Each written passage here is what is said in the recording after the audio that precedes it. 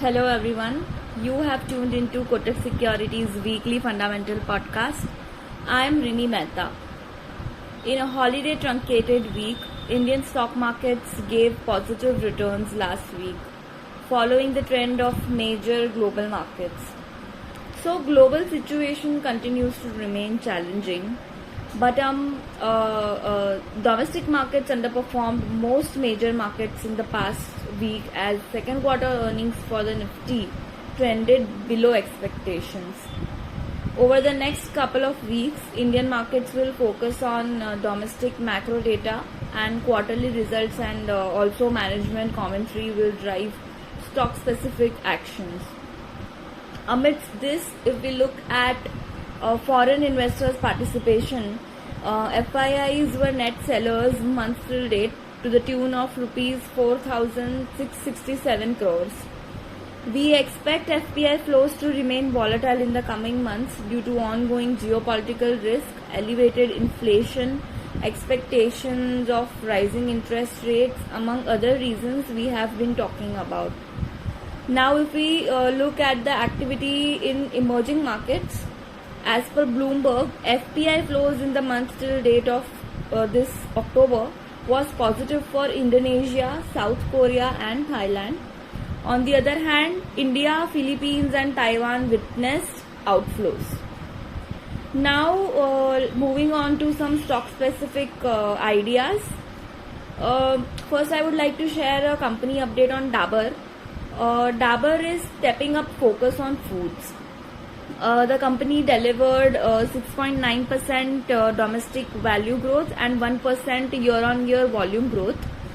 Continued strength in food and beverages mitigated the impact of the weakness in health supplements, which were down 13% of a high base. The change in product mix and inflationary pressure impacted gross margins, and a sharp cut in advertisement and promotional expenses helped restrict EBITDA margin decline to 190 basis points.